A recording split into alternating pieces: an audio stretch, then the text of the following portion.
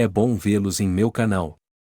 A história que vou contar a vocês hoje é pura, verdadeira, cruel e gentil. É verdade que todas as coisas ruins que acontecem na vida acontecem por uma razão. Dizem que podemos apreciar as coisas boas. As coisas quando elas acontecem conosco. Espero que você goste dessa história. Desejo a vocês uma experiência agradável de visualização. A coisa mais deliciosa do mundo é o grits. Mesmo que não tenha manteiga, é quase sem açúcar. O cardápio do hospital infantil não era muito variado. De manhã, o corredor se enchia com o cheiro de leite queimado e, em seguida, a porta que levava à escada se fechava e a distribuidora fazia rolar um carrinho com pratos. Angélica seguiu a mulher corpulenta como um rato segue um flautista mágico. Sua mãe não lhe trouxe uma xícara novamente? Perguntou a distribuidora. Angélica apenas balançou a cabeça, sem corrigi-la. Tia Lucy não era sua mãe, mas sua madrasta. Mas isso não importava. E sobre a xícara, você pode pedir à vizinha vovó Selena, se ela vier visitá-la novamente. A vovó Selena sente pena do menino desde o dia em que viu a madrasta alimentando-o com comida de cachorro. Por quê? Se você a salgar, ela é bastante comestível. Você pode comê-la. Angélica parou no distribuidor assim que levou seu carrinho para o recreio, chamado aqui de cantina. E ela comeu seu mingau primeiro. E alguns pedaços de pão branco seco e um copo de cacau. Nem todos os pacientes da ala infantil saíam para tomar café da manhã. Ninguém gostava da comida. Eles traziam algo melhor de casa. E Angélica estava perdida, não sabia o que fazer. Normalmente, quando recebia algo saboroso, ela estava acostumada a prolongar o prazer por muito tempo. Mas é difícil quando se está com fome. Mas ainda assim, você come melhor se pegar um pouco de comida em uma colher e saborear cada mordida, cada gole. Mas aqui a distribuidora certamente começará a apressá-lo, ela quer ser livre e ir embora o mais rápido possível. E se você se livrar do mingau rapidamente, ela certamente lhe dará outra porção, porque ainda tem um pouco. Ocasionalmente, eles dão um ovo além do mingau. É um verdadeiro banquete. Aqui você pode comer migas por um longo tempo. O melhor de tudo em sua curta vida, e ele ainda não tinha 10 anos de idade, Angélica conheceu a fome. O período mais feliz para ele foi sua primeira infância, quando seu pai ainda estava vivo. Angélica achava que ele era o melhor homem do mundo. Ainda havia fotos no álbum, e uma delas ainda estava pendurada na parede. O pai, muito jovem, magro, colocou o pé no degrau de seu helicóptero. O filho se lembrava disso de forma um pouco diferente, embora essas lembranças fossem confusas, é claro. Afinal de contas, vários anos haviam se passado. Mas ainda assim, ele imaginava seu pai mais pesado, sem sorrir, sempre com alguma tristeza oculta nos olhos. Era surpreendentemente silencioso perto dele. Uma vez que seu pai havia jogado Angélica no ar, e o garoto não estava nem um pouco assustado, ele sabia que seu pai o pegaria. E assim foi com todo o resto. O que quer que acontecesse na vida, o pai era sempre responsável por tudo, ele assumia a responsabilidade de resolver os problemas. E com ele por perto, a família inteira se sentia como uma parede de pedra. E a tia Lucy não era como é agora. Para Angélica, ela parecia uma garotinha com um rabo de cavalo amarrado em um laço. Tia Lucy ria com frequência e fazia tortas com batatas, repolho e maçãs. Ela preparava sopa de beterraba em uma panela grande. A casa era limpa e cheirava a alegria. Sim, lembrando-se daquela época, Angélica tinha certeza de que a alegria tem cheiro de piso recém-lavado, de tabaco do papai, de massa folhada. E a alegria também é como os pingentes multicoloridos do lustre de cristal, que iluminam todo o cômodo e dançam nas paredes. A filha da tia Lucy, Kate, era como Angélica, mas havia 2 crianças na família. E se, às vezes, Angélica cedia a dar a ele o melhor bolo ou um brinquedo novo, era apenas porque ela era uma menina e ele era um futuro homem. E não era bom ser ganancioso. E então o pai morreu. As mães de outras crianças mentem para os filhos, dizendo-lhes que seu pai era piloto militar e sofreu um acidente. Talvez realmente não exista um pai, tudo isso é um consolo para as crianças. Quanto ao pai de Angélica, foi realmente assim. Um defeito no helicóptero acabou se tornando um acidente fatal. Naqueles dias, parecia a Angélica que a única pessoa próxima a ele era a tia Lucy. Ela chorava tanto e com tanta amargura pelo marido. Ela deve tê-lo amado muito. Kate não sofreu nada, embora seu pai a tenha mimado. Ele lhe dava bonecas e vestidos, colocava-a em seu pescoço, carregava-a pelo quarto, como Angélica. Mas Kate não queria nem mesmo ir ao funeral. Ela me pediu para levá-la à casa de uma amiga, o que foi feito por sua mãe. Angélica lembra que muitas pessoas vieram se despedir dela. O túmulo estava coberto de flores. Mas o filho de seu falecido pai não viu que o caixão estava fechado. E assim, na mente da criança, havia o pensamento fantasioso de que seu pai não estava morto, mas tinha ido para algum lugar nas nuvens. E, às vezes, quando ele sobrevoava um avião, Angélica ficava olhando para ele por um longo tempo. Talvez fosse o pai dela voando? Ele não podia simplesmente desaparecer assim. Todos diziam que Angélica era muito parecida com seu pai. As mulheres repetiam isso para a tia Lucy, acrescentando que a criança foi deixada para consolá-la, que ela cresceria e se tornaria tão gentil e decente quanto o pai, e que ele voltaria a ser o dono da casa. E somente uma vez sua amiga mais próxima perguntou à tia Lucy: "Bem, o que a senhora decidiu? O que quer dizer com isso?" A madrasta perguntou: "Você vai ficar com a criança só para você?" A madrasta suspirou e pensou em voz alta: "Na verdade, eu não adotei a criança. Archie queria que eu adotasse Kate, e eu adotei Angélica. Mas nunca chegamos a fazer isso. Então, legalmente, eu poderia colocá-lo em um orfanato. Mas não me convença ainda. Antes de mais nada, Archie sabia que seu trabalho era perigoso e me fez prometer que não deixaria Angélica para trás. E não vi nada além de coisas boas de meu marido, portanto, quero manter minha palavra. Em segundo lugar, as pessoas vão julgar. Archie tinha muitos amigos que começaram a apontar para mim na rua, dizendo que eu havia expulsado o garoto de casa. E este apartamento não é meu, é do Archie." Angélica ouviu, congelada. Ela não conseguia imaginar que a tia Lucy pudesse entregá-lo em qualquer lugar. "Vamos fazer o seguinte, então," tia Lucy alisou o oleado sobre a mesa, "torne tudo legal. Leve Angélica para algum tipo de lar adotivo.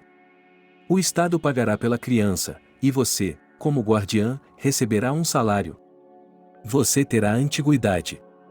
E se mudar de ideia, sempre poderá rescindir o contrato."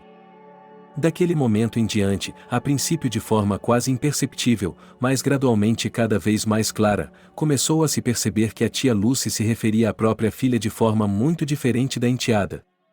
Angélica se tornou, em casa, algo como um vizinho, que vive sua própria vida, mas ninguém se importa com ele. Enquanto seu pai estava vivo, a tia Lucy não trabalhava, mas agora ela precisava encontrar um lugar para si mesma. Sem nenhum estudo, ela só poderia conseguir um emprego como carteiro. Afinal, Angélica se sentia responsável por sua madrasta, porque seu pai a amava. Por isso, a criança sempre acompanhava a tia Lucy, carregava sua bolsa pesada, segurava sua mão quando havia um caminho gelado para percorrer. "Não tenha medo, segure-se em mim", ela dizia. Mas a madrasta recebia os centavos em seu novo emprego, como ela dizia. Para pagar as contas, ela gastou a pensão de Angélica, a qual tinha direito por ter perdido seu ganha-pão, e o dinheiro que o Estado pagava à sua família adotiva. Nesse contexto, ela estava muito irritada por ter de gastar uma quantia mensal com seu enteado. Ela também estava a ponto de faltar à escola. A tia Lucy só percebeu em meados de agosto que seu enteado já tinha 7 anos e que era hora de matriculá-lo na escola. Ela o levou às pressas para passar no exame médico com Angélica. Em seguida, ele lhe trouxe coisas que o filho de um amigo havia deixado de usar. "Isso é o que você vai levar para a escola. E quanto a cadernos, canetas e lápis?" perguntou ela em voz baixa. A tia Lucy suspirou tão alto que os vizinhos devem tê-la ouvido. Em seguida, ela tirou um bilhete da bolsa. Aqui. E tenha certeza de que vai durar. Eu não tenho mais nada. E assim ela fez. Angelica tinha medo de dizer ao professor que não podia lhe dar dinheiro para o café da manhã, para o aniversário de um colega, para as necessidades da classe. Eu lhe direi em casa, repetiu ela, com os olhos baixos quando a professora lhe lembrou que ela ainda não havia pago a quantia exigida. Finalmente, a professora escreveu em seu diário: Naomi, por favor, venha para a escola. A madrasta não apareceu para a conversa, mas fez um escândalo ao telefone. Ela disse que a comida na cantina da escola era insuportável e que todas as otachas eram ilegais, que ela não tinha tanto dinheiro assim e que iria reclamar para a região. Depois disso, a professora sempre olhava para Angélica como se ela não fosse sua aluna, mas apenas uma criança que entrava na sala de aula e se sentava na última carteira. Quando Kate foi para a escola um ano depois, as coisas eram muito diferentes para ela. Não, a madrasta não ficou mais rica, mas ela se esforçou ao máximo para garantir que a menina não ficasse pior do que as outras. E, é claro, sua filha tomava café da manhã e almoçava na escola. Assim, quando Angélica chegava em casa, muitas vezes não havia nada. Tia Lucy só chegava em casa à tarde, e era quando começava a cozinhar. Isso era bom para Kate, pois ela chegava em casa alimentada. E ela sempre tinha troco no bolso, então podia correr até o quiosque e comprar um bolo ou um scone. O que uma Angelique faminta poderia fazer? Ela diluiu água quente com ketchup, que acabou se tornando uma sopa, olhou em volta da casa e, de repente, em algum lugar havia algumas moedas, e será que ela conseguiria comprar um saco de aveia? A pobreza do garoto era tão marcante que seus colegas de classe inconscientemente consideravam Angélica o infeliz ou a afastavam. É por isso que ela não podia ir à casa de sua amiga sob o pretexto de fazer a lição de casa juntas, e lá, veja só, sua mãe lhe oferecia um lanche. Angélica não tinha amigos. E com a comida de cachorro foi assim. Quando seu pai era vivo, eles compraram um cachorrinho chamado Clepa. Kate pediu por ele. Na época, Clepa estava recebendo uma boa ração enlatada para cães, e Angélica ainda não sabia ler. Ela viu uma lata de cor viva na geladeira, tirou-a e usou uma colher. "O que está fazendo?" perguntou a tia Lucy. "Estou comendo", respondeu Angélica, "é bom, mas precisa de sal." A madrasta precisou se esforçar muito para manter a calma. E, no dia seguinte, ela decidiu divertir a filha. Ela colocou um novo pote na frente de Angélica, abriu e deu uma colher para a menina. "Coma." Em seguida, ligou para Kate, aparentemente depois de tê-la avisado com antecedência. A menina não se conteve tanto quanto sua mãe e riu até as lágrimas. E Angélica não conseguia entender por que todos estavam rindo. Agora Clepa estava ficando velha, e não havia mais dinheiro suficiente para comprar alimentos caros para a família. A madrasta comprava as latas mais baratas. O sabor desses cubos úmidos continuava o mesmo. Mas quando Angélica estava morrendo de fome, ela também os comia. O principal era salgá-los. À noite, quando a tia Lucy chegava, ela cozinhava, é claro. E então chamava Angélica para a cozinha, dava-lhe um prato de batatas fritas ou macarrão e dizia adeus. "Vá, coma em sua casa." Obviamente, ela quer ficar com Kate, conversar com ela, tomar chá. Depois, tia Lucy limpa a cozinha, lava a louça e esconde o resto da comida na geladeira. Uma vez, Angélica levantou arbitrariamente a tampa da frigideira, pegou uma costeleta e a madrasta lhe deu um tapa no braço. "Cresça, você terá suas próprias panelas e frigideiras para carregar." Angélica era muito consciente de seu pai. Ela entendia que o que não lhe pertence, ela não pode pegar. E nunca se atrevia a comer nada sem pedir a ele. De manhã, Kate geralmente não queria tomar o café da manhã. Ela sabia que comeria na escola. A tia Lucy cortava um pedaço de pão para Angélica, servia-lhe um copo de chá e a mandava sair pela porta. E a criança ficava lá, respirando os cheiros deliciosos que vinham da sala de jantar durante o recreio. Um dia, um amigo disse à tia Lucy: "Será que a Angélica ainda não está desmaiando de fome?" Afinal, que pele e ossos restaram da criança? A madrasta minimizou a situação. A criança está crescendo. Se ela tivesse ossos, teria carne. Do outro lado da rua de seu apartamento morava a avó Selena. Uma mulher idosa e solitária. Dizia-se que ela tinha uma filha em outra cidade, mas Angélica nunca a tinha visto. Mas ela gostava muito da vovó Selena. Ela não tinha cachorro, mas tinha seu gato favorito, Bonifácio, que para seu povo era apenas Bonja. Certa vez, Angélica encontrou sua avó na escada. Aqui, não sei a quem perguntar, ela estava triste, tenho que sair por uma semana, no centro regional, no hospital oftalmológico. E Boniek? Angélica, querida, você não pode dar comida e água para o gato uma vez por dia e trocar a areia da caixa de areia de vez em quando? Angélica deu de ombros, por que não? Venha comigo, disse a vovó Selena, vou lhe mostrar tudo. A senhora acabou de me salvar, eu não sabia a quem pedir. E você é um bom menino, responsável. A vovó tinha um apartamento de um cômodo. Ela ainda conseguia mantê-lo quando trabalhava como engenheira na fábrica. O apartamento era muito limpo, aconchegante e silencioso. Um Bonifácio cinza saiu do quarto com um passo entediado. Ele miava brevemente. Agora, querida, a vovó Selena abriu a geladeira, aqui, veja.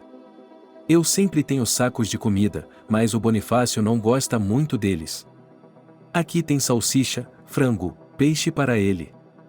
É melhor não dar leite para ele, pois ele digere mal. Mas Boneca adora queijo. Bem, você consegue? Angélica apenas assentiu e, satisfeita, a avó Selena lhe entregou a chave, avisando-a de que partiria na segunda-feira. Durante uma semana inteira, Angélica ficou feliz. Ela alimentou Bonifácio não uma, mas 3 vezes por dia. De manhã, ela corria para a casa do vizinho, cortava um pouco de salsicha para o gato, esmigalhava-a finamente e a colocava em uma tigela. Em outra tigela, colocava queijo cottage. Na hora do almoço, Angélica podia comer o resto do que o gato ainda não havia comido, e o animal peludo recebia uma nova porção de comida. No jantar, o menino deu a Bonifácio um saco de comida que a vovó Selena não era mesquinha e que realmente cheirava a carne. O gato não se sentiu tentado nem pelo peru com geleia ou nem pelo ensopado com molho, e Angélica terminou tudo com a consciência tranquila. Depois, ela encontrou cubos de caldo nas prateleiras e olhou conspiratoriamente para Bonifácio. O que foi, irmão? Você está com fome sem comida quente. Vou fazer uma sopa. Aqui, Angélica, com a consciência tranquila, poderia compartilhar a comida com o gato. Ela ferveu o caldo com reserva e bebeu uma xícara cheia com prazer. Quando a vovó Selena voltou, ela estava satisfeita, o apartamento estava limpo, Boniek não havia perdido peso, estava tudo bem.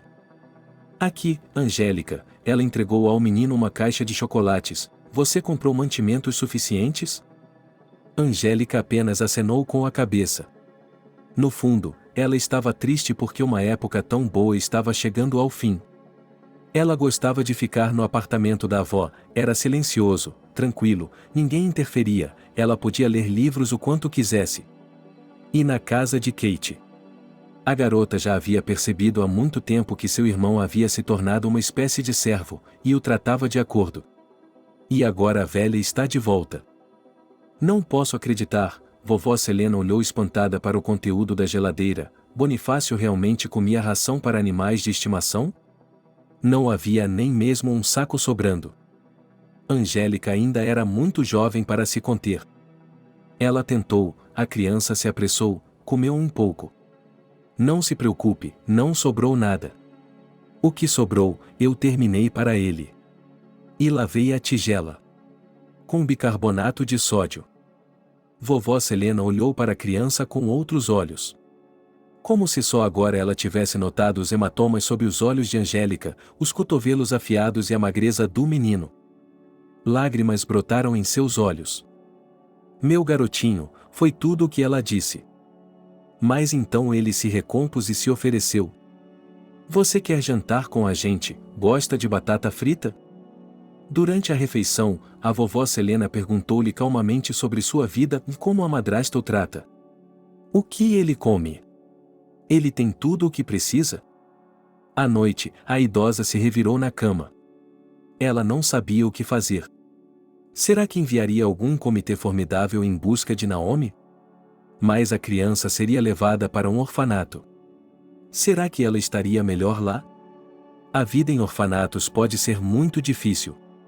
Eles são um trote. Mas é impossível deixar as coisas como estão. A vovó Selena decidiu conversar com o vizinho pessoalmente. O resultado foi ruim. Quando Angélica chegou em casa, sua madrasta a jogou na escada. Ingrata! Ela poderia estar recebendo comida do governo há muito tempo. Ela mora em sua própria casa e depois sai reclamando de mim. Que direito essa avó tem de me intimidar? Ela vai contar para quem tiver que contar. Deixe-a contar. Não me pagam tanto dinheiro para defender você, o filho de outra pessoa. Agora vá viver com sua amável avó. Engasgando com as lágrimas, Angélica ligou para o apartamento da vizinha. Mas a vovó Selena não estava em casa. Em vão Angélica esperou por ela a tarde toda. A velha deve ter ido para outro lugar novamente. A criança não sabia para onde ir à noite. A tia Lucy não abriu a porta para ela, não a chamou para aquecê-la. Assim, Angélica passou a noite no porão. No dia seguinte, ela teve febre e foi para o hospital com pneumonia. Nos primeiros dias, quando Angélica estava queimando e delirando, ela não se interessava por nada. Mas depois a criança se sentiu melhor, gostou da sala iluminada e das mães com crianças deitadas ali. Elas viram que ninguém visitava a criança e regularmente lhe davam algo para comer. E ele era alimentado 3 vezes por dia no hospital. Então a avó Selena chegou. Ela descobriu que Angélica estava no hospital, na ala infantil. Ela trouxe uma sacola cheia de sanduíches, bolos, frutas, suco, iogurte. Ela falou com o médico. E, por um momento, Angélica até se sentiu como uma criança educada em casa que precisava de alguém. Você é o que é, minha querida, disse-lhe a avó Selena à guisa de despedida. Tente, fique boa e não se preocupe. Tenho que ir a um lugar e provavelmente não a verei em breve. O médico disse que você ficará aqui por mais 2 semanas. Depois, vamos pensar em alguma coisa. Angélica não entendia muito bem o que aquela senhora bondosa poderia estar pensando. Inconscientemente, ela sentia que não poderia voltar para a tia Lucy e Kate, e que elas não a aceitariam. Portanto, o único caminho que restava era o orfanato. A vovó Selena estava a caminho para ver a filha. Ela raramente fazia viagens como essa. Antes, quando estava criando Verônica, ela planejava passar a velhice com a filha. Ela não complicaria a vida de Nica, não interferiria em seus assuntos. Ela teria seu próprio quarto. Mas elas poderiam passar as tardes juntas. Tomar chá na cozinha, conversar sobre tudo o que aconteceu durante o dia, tudo isso é tão querido para a mãe. Ela ajudava Verônica, limpava, lavava, cozinhava, e a filha estava sempre presente. Vovó Selena temia, acima de tudo, as noites intermináveis e terríveis. Terríveis porque não havia ninguém por perto. Várias vezes, à noite, ela ficou doente e teve de chamar uma ambulância. Vovó Selena tinha medo de não ter tempo de se despedir de sua filha, de ir para o outro mundo sem conhecê-la. Sim, ela tinha esperança de estar ao lado de Betty. Mas a vida havia decidido o contrário. O trem da vovó Selena era um trem velho e terrível que deveria ter sido desativado há muito tempo. As prateleiras do vagão-salão eram duras, cobertas com oleado marrom, os colchões eram frágeis, a roupa de cama ainda estava úmida. Mas o pior de tudo era que estava frio e as janelas sopravam impiedosamente. Quando a idosa encontrou seu lugar, seu vizinho lhe disse: "Não tire a roupa ainda." O motorista lhe prometeu que, depois de Cisra, o vagão seria inundado com carvão e ficaria mais quente. "E se você tiver uma bolsa, coloque-a sobre o travesseiro. Está pingando pela janela. A fronha do meu travesseiro já está molhada." Infelizmente, descobri isso da maneira mais difícil. Já estava escuro do lado de fora da janela, o condutor ofereceu chá. Vovó Selena se acomodou para passar a noite. Uma sacola plástica verde se agitava sob sua cabeça. Ela sabia que dificilmente dormiria naquela noite, pois sempre dormia mal na estrada e, para se distrair do calor do vagão, começou a se lembrar de sua vida. Selena havia crescido em uma família de professores. Seu pai era o diretor da escola e desaparecia para trabalhar de manhã à noite, e sua mãe, Angélica, dirigia as aulas de literatura. Naquela época, eles tinham um belo apartamento de 2 cômodos, com tudo o que era considerado um sinal de riqueza, e vidros, carpetes, parede. Mas a pequena Selena achava a casa sufocante e abafada. Com o passar dos anos, ela percebeu o que sua mãe havia criado. Pai, talvez seja por isso que ela preferia passar muito tempo no trabalho, em casa tudo estava bem. Angélica mantinha a casa perfeitamente limpa e, é claro, Selena tinha de ajudá-la com a faxina, que durava o dia inteiro.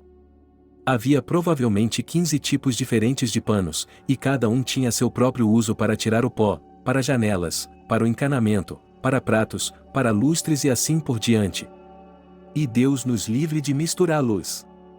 Várias vezes por ano, Angélica até lavava o tecido que estofava o sofá e depois o pregava habilmente de volta no lugar. Com a mesma pontualidade e método, ela preparava 3 dias de comida. Não havia sanduíches. A família se reunia ao redor da mesa, a anfitriã trazia uma terrina de sopa funda e servia o primeiro prato nos pratos. Havia também um ritual para lavar os pratos e um lugar na prateleira para cada xícara. Se Selena tivesse crescido em outra família, ela poderia ter tentado se rebelar. Mas aqui todos os seus caprichos e protestos eram reprimidos desde a infância e, na idade escolar, ela havia aprendido claramente que não tinha o direito de ter opinião própria.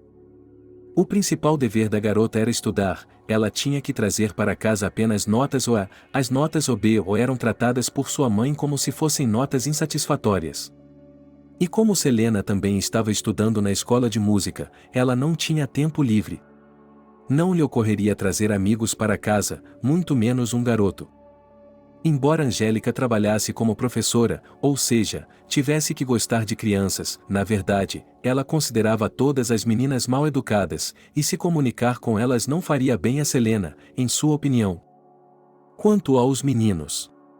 No ensino médio, Selena começou a pensar que nunca se casaria. Sua mãe só permitiria que ela concordasse se o rapaz fosse de uma família decente, se o namoro seguisse todas as regras e se o período do buquê de doces durasse vários anos. Depois de receber um certificado e uma medalha de ouro, Selena se rebelou pela primeira vez em sua vida. Ela não entrou na escola de música, como sua mãe queria, e foi para o centro regional e passou facilmente para o Instituto Politécnico. Ela conseguiu um lugar no dormitório sem nenhum problema. Suas colegas de quarto suspiraram, lembrando-se do conforto de casa, e Selena sentiu uma sensação de libertação. Depois das aulas, você pode passear pelas ruas da cidade à vontade, ficar perto das vitrines das lojas, comprar bolos na bandeja, comprar ingressos para a última sessão de cinema. E você volta para o dormitório e não é chato lá. Os rapazes dos quartos vizinhos vêm visitá-lo, ficam acordados a noite toda, cantam ao violão. E para sua futura especialidade técnica, Selena tratou com respeito e interesse os excelentes professores que trabalhavam na universidade, capazes de incutir o amor pela matéria. No verão, os alunos iam para a equipe de construção.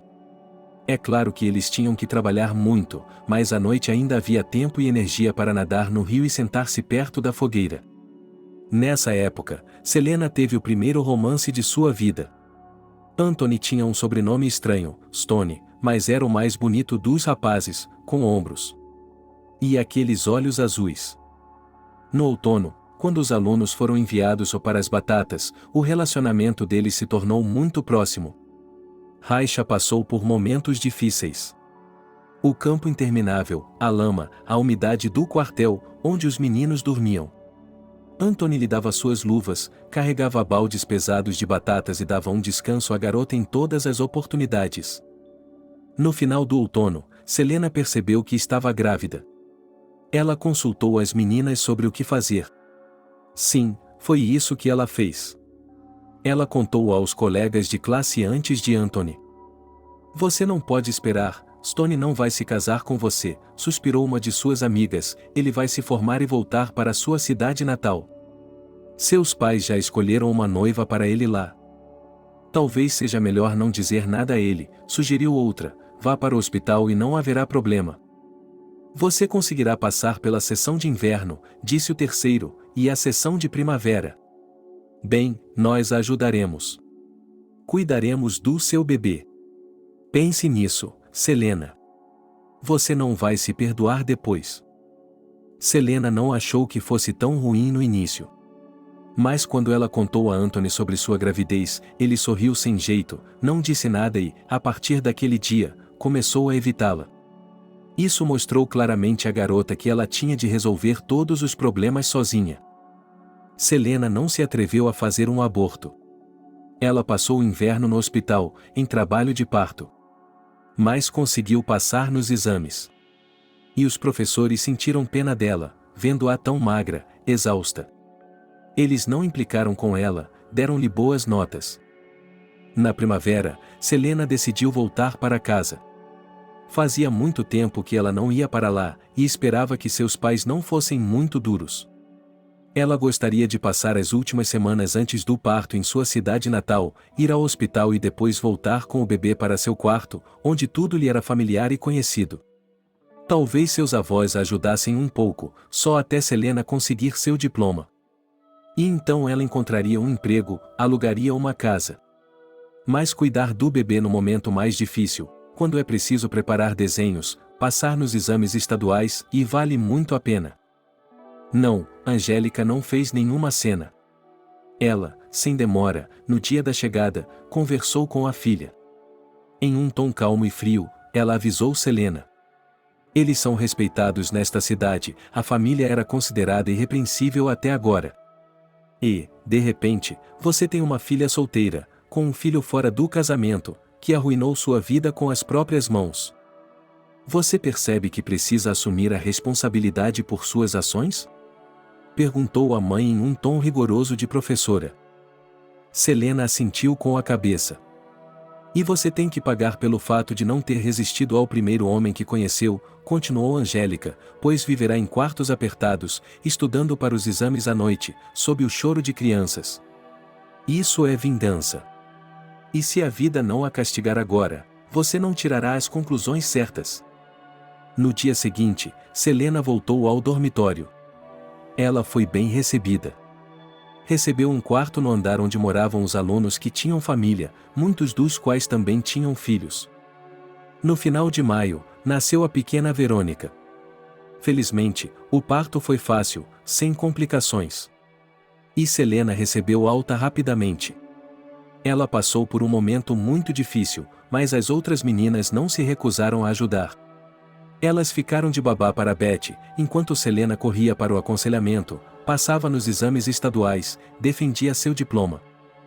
E então, junto com sua filha, Selena foi em uma missão para uma cidade jovem, que estava apenas começando a ser construída.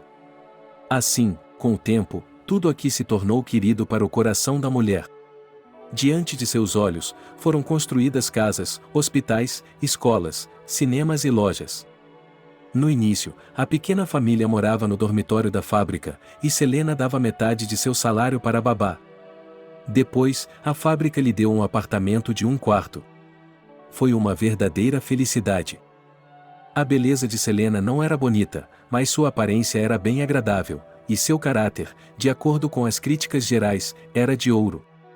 Mas o romance na vida de uma mulher nunca aconteceu. Os homens tentaram torná-la sua amante, mas Selena nunca teve essa opção.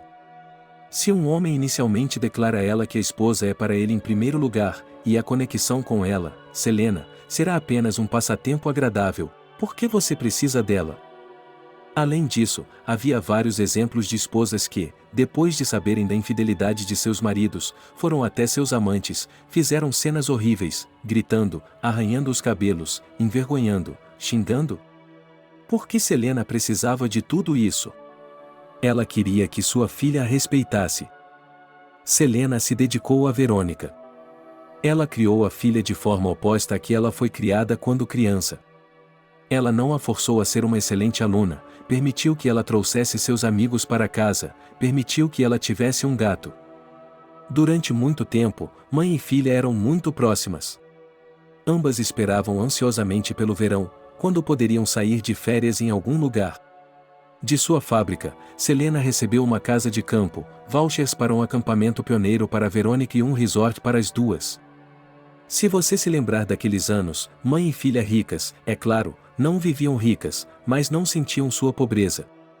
Se trabalhassem duro, não gastassem muito, não fizessem alarde de tudo o que precisavam, elas tinham o suficiente. E, no entanto, no fundo de sua alma, Selena sentia uma angústia de ninho. Ela percebeu que sua filha não tinha ninguém além dela mesma. Toda a responsabilidade de Betty recaía sobre sua mãe. E, quando a menina se formou na escola e, depois, no ensino médio, Selena, como se um grande peso tivesse caído de seus ombros, cumpriu a principal tarefa de sua vida, colocando Betty de pé. Naquela época, os pais de Selena já não estavam mais no mundo. Seu pai foi o primeiro a morrer. Quando Selena chegou ao funeral, notou que sua mãe também não estava muito bem. Ela mal conseguia andar, e estava claro que as coisas estavam piorando e logo Angélica não seria capaz de cuidar de si mesma. Talvez você possa vir morar comigo, sugeriu Selena timidamente. Betty e eu cuidaremos de você. Sua mãe não demonstrou gratidão. Pelo contrário, isso a irritou. Não quero ficar em dívida com ninguém. Já liguei para a casa de repouso para saber. Quando chegar a hora, irei morar lá. Não é melhor lá do que com seu próprio povo? Claro que sim. Os funcionários de lá têm de cuidar dos idosos, eles são pagos para isso, e você e Betty estarão esperando impacientemente pelo momento em que eu morrer para levar minhas preocupações embora. Selena foi às lágrimas e não ofereceu mais nenhuma ajuda à mãe. De fato, ela não visitou Angélica na residência e só veio para o funeral. Selena podia ouvir, pelas costas, os murmúrios dos mais velhos dizendo que ela era uma filha ruim. Se ao menos eles soubessem, pensou a mulher. O apartamento que os pais de Selena nunca privatizaram foi assumido pelo Estado. Quando Verônica trouxe seu noivo, Selena percebeu que não havia simpatia mútua entre ela e Billy. Ela mesma havia trabalhado honestamente durante toda a vida e acreditava que só se pode alcançar algo se não sentir pena de si mesmo. Billy, por outro lado, era por natureza muito preguiçoso. Ele usava cada minuto livre para relaxar. Ficar deitado no sofá, lendo algo ou assistindo a um programa era o melhor lazer para ele. Quando John nasceu, Verônica passou por momentos difíceis. Ela precisava de muita energia para cuidar da casa e amamentar o bebê. Selena veio ajudar sua filha. Ela viu que Verônica estava exausta, levantando-se à noite para amamentar a criança com o máximo de suas forças. Billy não queria fazer o trabalho doméstico, e seu salário era tão baixo que ele mal tinha o suficiente para comer. Selena tentou falar com sua filha primeiro. Você não vai sair da pobreza com ele, disse ela a Verônica, pelo contrário, vai se afundar cada vez mais nela. Bem, ele seria um faz-tudo, ele construiria uma casinha lá, ou em casa seria algo que ele dominaria. Portanto, não é preciso chamá-lo para colar novamente o papel de parede. Ou deixá-lo trabalhar meio período para que você e seu filho tenham tudo o que precisam. E ele? Oh, mãe, suspirou Verônica, não está vendo? Não adianta exigir do Billy o que ele não pode dar. Só vamos entrar em uma briga. E eu não tenho mais energia para brigar. Veja, é como costumava ser. Na aldeia, havia os proprietários de terras e os pobres.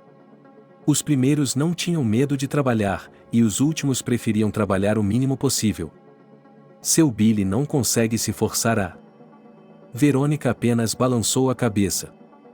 Tudo bem, continuou sua mãe, se houvesse um grande amor entre vocês dois. Mas não há nada para conversar com ele. Ele pega o primeiro livro que encontra ao lado da cama e lê até cair no sono. A leitura não o desenvolve, é como mascar chiclete. Você ficará mentalmente sozinha com ele pelo resto da vida. Você conhece o termo os sojinhos juntos? Billy deve ter ouvido parte da conversa, pedaços dela, Porque ele disse à esposa sem rodeios, sem se preocupar em abaixar a voz. Sua mãe nunca conseguiu se relacionar com nenhum homem, viveu o século inteiro sem um marido e agora quer destruir sua família.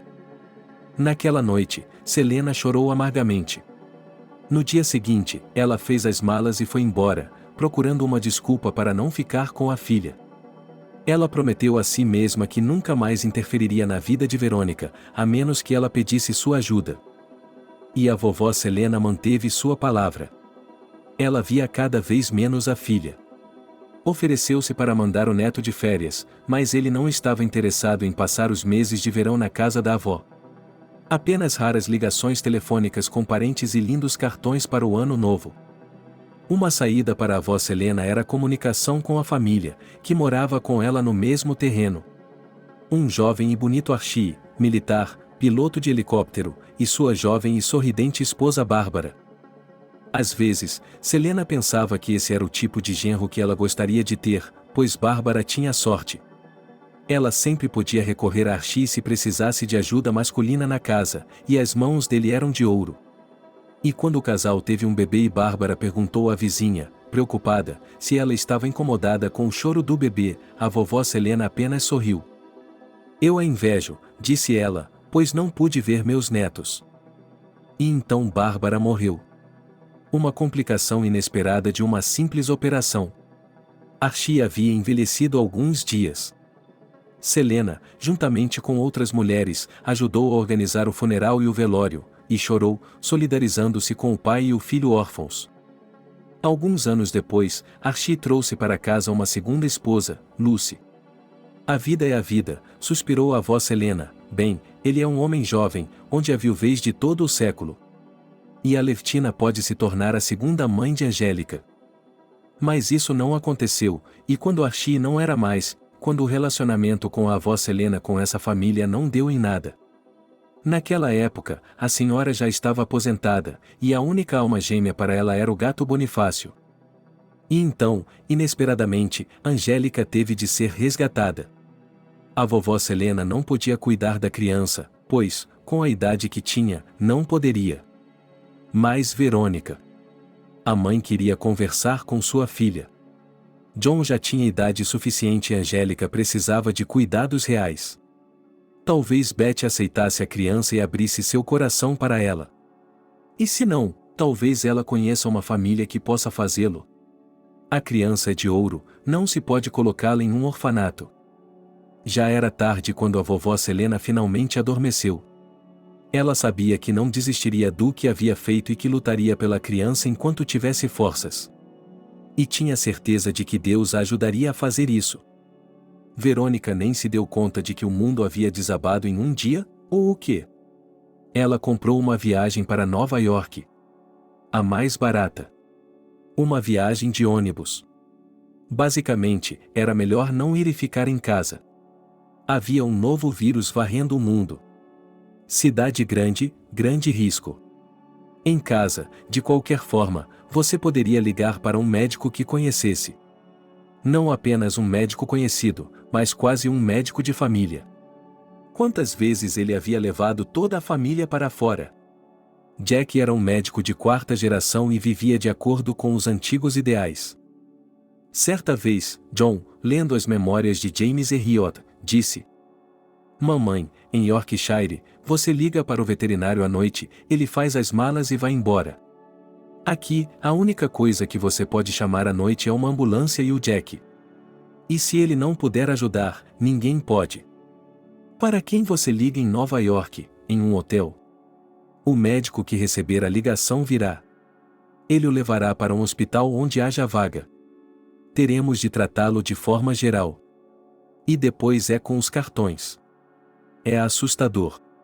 O destino já tinha dado sua palavra quando os três, Verônica, seu marido Billy e seu filho John, contraíram essa doença mística em abril.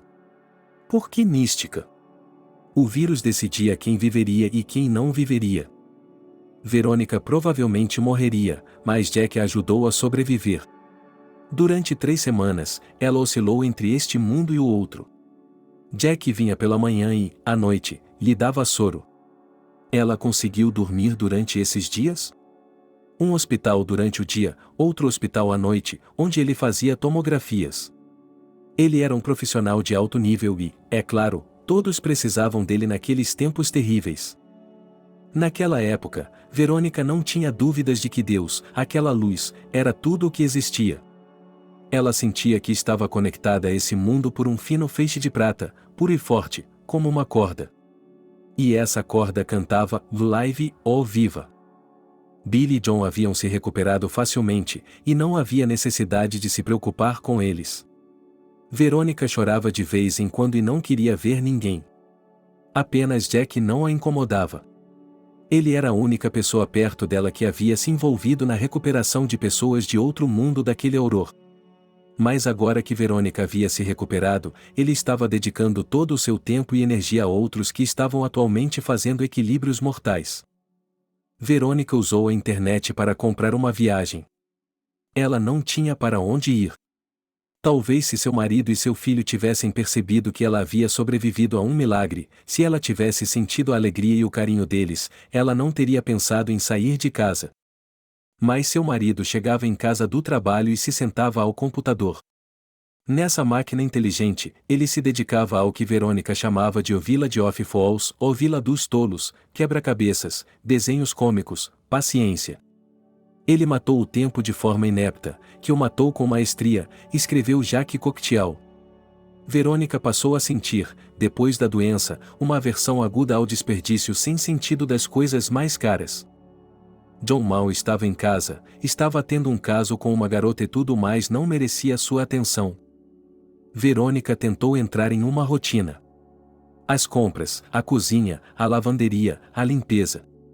Não havia energia. Ela colocou a chaleira no fogo e sentou-se para descansar, e o ressentimento cresceu.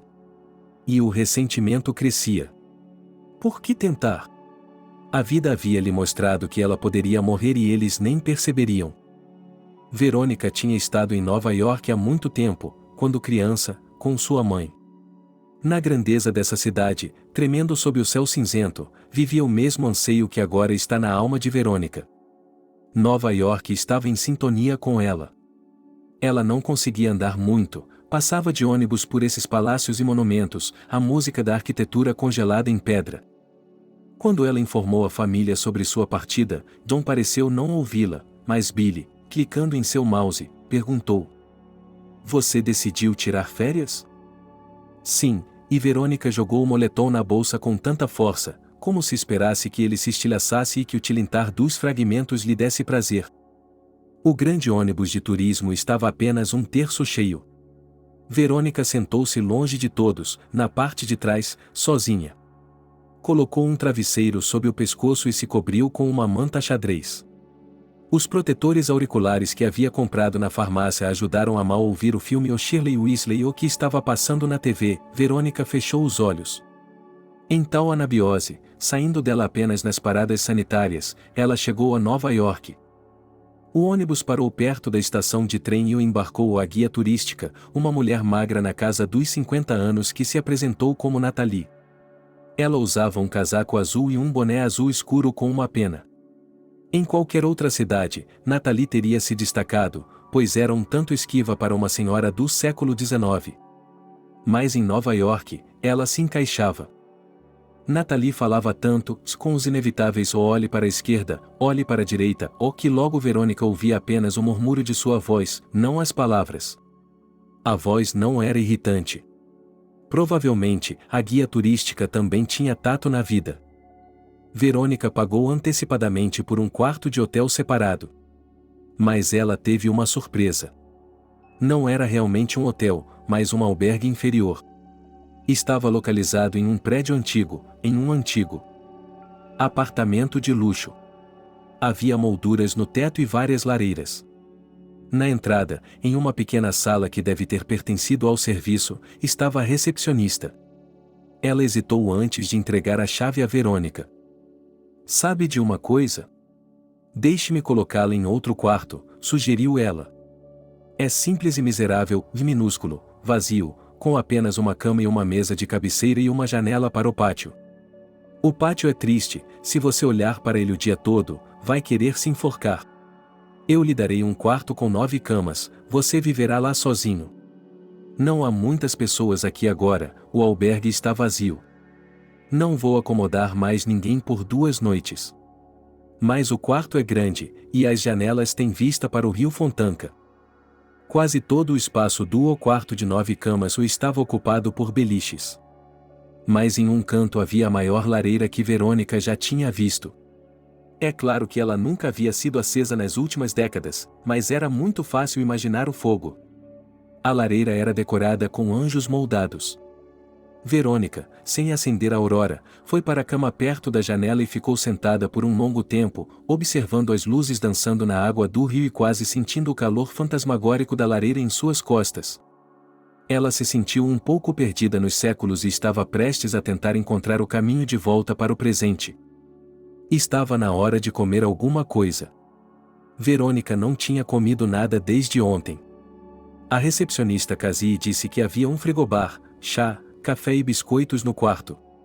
Em princípio, ela poderia ter se contentado com isso. Mas Verônica queria caminhar pela cidade, sentir as ruas sob seus pés. Pelo menos por um tempo, mas para sentir que pertencia a este lugar. A força vinha de algum lugar. Ela decidiu caminhar até Gostiny Dvor. Sua mãe costumava levá-la até lá e, na cafeteria, comprou uma sobremesa da qual Verônica se lembrava para sempre, pois nunca havia provado nada igual. Algo entre creme e geleia, com cor de chocolate. Era a chance de voltar à sua infância e comer uma sobremesa assim pela segunda vez na vida. Verônica caminhou e ficou surpresa ao não ver neve ou gelo na Nevsky. Ela achava que os zeladores jogavam a cabeça para trás, respiravam sobre os flocos de neve e eles derretiam sem chegar ao chão. Havia souvenirs à venda no metrô. Devo levar algo para casa ou não? As pessoas em casa não se importam com o fato de ela ter ido embora. Ela queria levar para o marido algo anedótico, algo voltado para os estrangeiros. Billy lhe parecia tão estranho agora. Leve a ele este chapéu tricolor com listras brancas, azuis e vermelhas, uma balalaica de brinquedo e uma garrafa de vodka. Mas ele não vai entender a dica. Ele simplesmente beberá a vodka. De uma porta do Gostiny Dvor vinha o cheiro do metrô, do subterrâneo. Verônica entrou pela outra, a da loja propriamente dita. Ela subiu até o primeiro andar e olhou em volta. Em que direção ir? Ela não conseguia se lembrar de nada. Virou à direita e caminhou por um bom tempo, dando voltas em torno do enorme prédio. Mas encontrou a cafeteria. Ainda serviam sobremesas aqui, um luxo para Verônica, pois não existiam em sua cidade natal. No entanto, ela não era uma boa andarilha em cafés e restaurantes e talvez não soubesse disso. Verônica pegou uma torre rosa inchada em um prato de porcelana e cacau. Ela se sentou em uma mesa. A cafeteria estava quase vazia. Além de Verônica, havia outro homem sentado ali perto. Ele estava bebendo lentamente seu café em uma xícara pequena. Seus olhos estavam no telefone. Verônica olhou para ele sem pressa, de modo que não teve medo de encará-lo. Ela olhou para ele e olhou para ele, sem acreditar. Depois se levantou e se sentou à sua mesa. Mickey? Ele disse. Você o reconhece? Eles haviam estudado juntos no ensino médio. Só que Verônica era uma garota certinha, caseira, que tinha de ser cortejada gentilmente, pedida em casamento e levada embora. E Mickey era muito talentoso, charmoso e indefeso. E essa combinação o tornava irresistível. Verônica sabia que havia garotas por toda parte atrás de Mickey e ela nem sequer tentava se aproximar dele, pois não via Mickey como alguém que pudesse amar. Ela odiava competir, rivalizar, tomar o lugar dos outros. Seus colegas de classe o faziam lembrar de cães brigando por um osso. Mais uma vez ele conheceu Mickey na biblioteca. Era uma biblioteca regional enorme, que ocupava 1/3 da casa de ópera. O teatro ficava no centro, uma ala era a biblioteca e a outra, a escola de coreografia. Verônica, escolhendo livros, imaginou como viviam as crianças do internato, futuros dançarinos. Há escadas enormes, barras de ferro nas janelas, tetos em algum lugar no céu. Está sempre frio. E as crianças Manangeli correm por aí com roupas leves, meias, colantes, saias. Como pardais. Elas estão morrendo de fome porque não conseguem engordar. Algumas estão pulando escada acima e escada abaixo, chiuriando. E alguns estão com saudades de casa. Toda vez que saía daqui no escuro, Verônica ficava na sala de leitura até a biblioteca fechar. Ela via as luzes do primeiro andar nas janelas dos dormitórios do internato, e no terceiro andar as meninas estavam trabalhando no tir. Verônica imaginava que elas não saíam do teatro, como princesas em um castelo encantado. A sala de ensaios do dormitório e o palco, esse era o mundo delas. A biblioteca também era dividida em 3 partes, a sala de leitura, o depósito de livros e o departamento de livros raros. Na sala de leitura, onde os alunos trabalhavam a maior parte do tempo, uma garota muito bonita distribuía livros. Parecia uma mulata, com pele morena e lisa, olhos negros enormes e cabelos cacheados. Quando Verônica leu um romance de Jorge Amado, pensou que era assim que Teresa Batista deveria ser, cansada de lutar. O departamento de livros raros era acessado por uma passagem separada sob o telhado. Ao longo da escada semi-escura, havia o tipo de lixo que se vê em casas antigas. Um piano decadente, um chale de malha decrépito, já cheirando a poeira, um aparador esculpido sabe-se lá em que século. Parecia que você se encontraria no andar de cima, no sótão, onde haveria ainda mais lixo. Mas não, o departamento de livros raros era composto por 2 salas contíguas, que teriam sido bem iluminadas se não fossem os pombos que se agarravam aos peitoris das janelas. Se as janelas fossem abertas, apenas o farfalhar de suas asas poderia ser ouvido durante todo o dia, a partir do amanhecer. Mas dessa vez Verônica estava atrasada. Era dezembro, estava escurecendo, fazia 30 graus negativos lá fora e as janelas estavam decoradas com padrões brilhantes de gelo. Mickey também estava aqui. Os dois tiveram que esperar que uma velha bibliotecária com um chale de penas pendurado no ombro encontrasse os livros que eles haviam solicitado na sala ao lado. Ficaram na janela, riscando desenhos no vidro fosco porque não tinham nada para fazer. Verônica, com sua manicure, estava melhor. A única coisa que a surpreendeu foi que o gelo não estava frio. Era como pó de dente. Mas o copo já estava congelado. Para o seu diploma? Ela perguntou a Mickey, referindo-se aos livros que tinha vindo buscar. Ele falou simplesmente para manter o barulho baixo. Verônica teve que se lembrar de ficar longe de Mickey. Sim, disse ela com simplicidade, e sorriu para ele como se fossem amigos há 1000 anos, e Verônica fosse sua alma gêmea. Vinha ao departamento de história para a Idade Média, para romance, e eles me deram a matéria Propriedade Alodial dos Camponeses em algum século. Idade Média, leu a vice-diretora, uma mulher mais velha e antiquada, que não conseguia nem mesmo se identificar mentalmente com o clima romântico. O que ela esperava? Perguntou Verônica. Que ele lhe pedisse para escrever sobre como os cascos dos cavalos em que os cavaleiros cavalgavam arrancavam faíscas das calçadas de Paris. Ela queria argumentar com ele, dizer-lhe que nunca se deve tornar seu amor público. Ele ficou impressionado com O Sol dos Mortos, de Chmelev, a Crimeia na Guerra Civil, sua tragédia, comparada com a que Shakespeare fez parecer um gentil conto de fadas. Verônica sempre foi atraída por tragédias, mesmo contra sua vontade. Elas queimavam seu coração, todo o resto parecia insignificante. Que tempos, que heróis! Mas ela nunca havia dito uma palavra sobre isso ao seu supervisor, e agora estava esperando que um arquivo de jornais antigos fosse levado a ela. Ele escolheu o tema A Imprensa Socialista Menchevique de 1917. Você pode escrever uma tese sem amor, disse Mickey, basta dedicar um pedaço de sua vida a ela. É apenas um trabalho.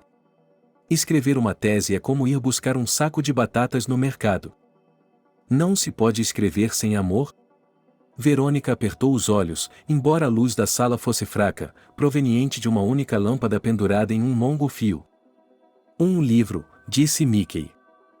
Está escrevendo um livro agora? Você pode ver como estou arrependido. Havia 3 cadernos gerais, eu estava terminando o último. Verônica sabia por que escrevia em cadernos. Não em um tablet, não em um laptop. Ela escrevia no papel. Os professores não se incomodavam nesse caso, achavam que o aluno escrevia o que lhe era pedido. Apenas um esboço. Como o resto de nós. Quando a campainha tocava, Mickey olhava para cima, como se estivesse fora de seu mundo.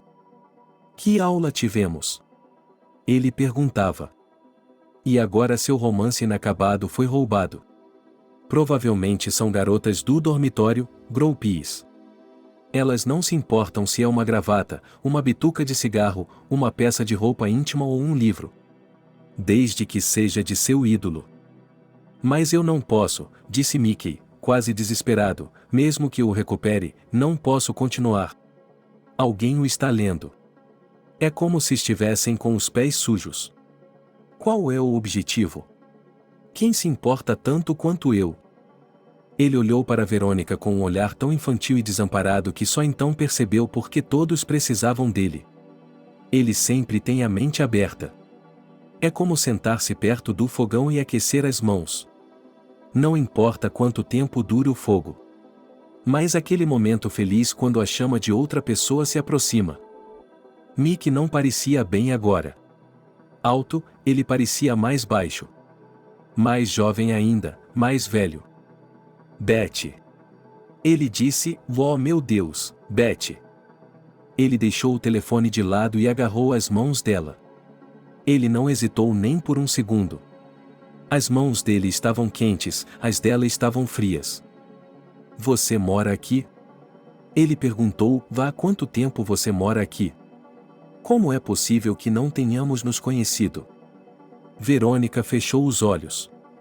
Ela queria dizer que era possível morar na mesma rua, ou até mesmo na mesma casa, e nunca se conhecerem. Mas as palavras lhe escaparam e ela não entendeu por que de repente perdeu o chão sob seus pés. Ela não pensava em Mickey há anos. Mas, na verdade, ela precisava tanto dele que estava tonta.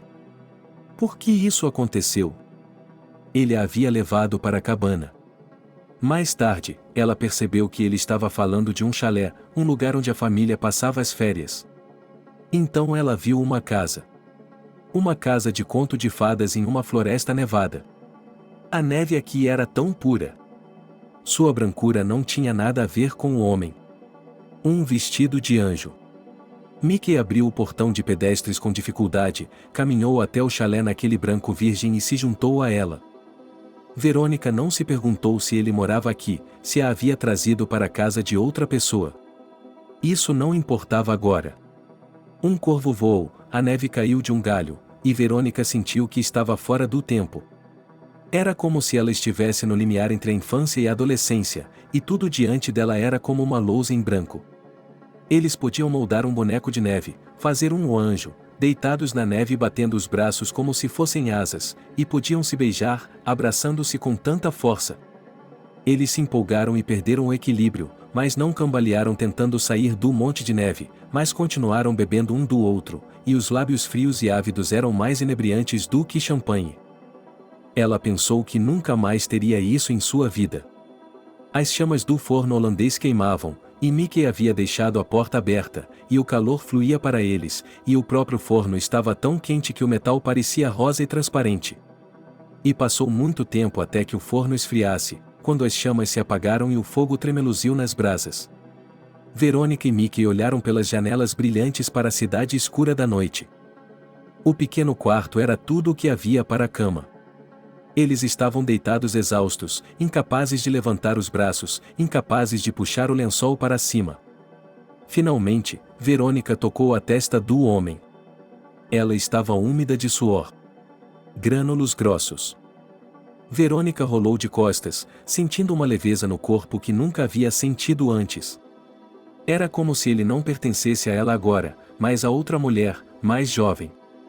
Não havia vergonha ou reprovação. Você perdeu a cabeça, mãe, você perdeu a cabeça na sua idade. Se a alma não envelhece, agora o corpo estava alcançando-a, tornando-se um com ela novamente. E tudo estava bem nesta terra. Estou com sede, disse Verônica. Sua voz estava rouca. Vou colocar a chaleira no fogo agora. Mickey se levantou, devagar, não imediatamente, como se estivesse tonto e com medo de perder o equilíbrio. Ele abriu a porta. Verônica pensou que fosse um armário, mas Mickey acendeu a luz e descobriu que era uma cozinha, bem grande.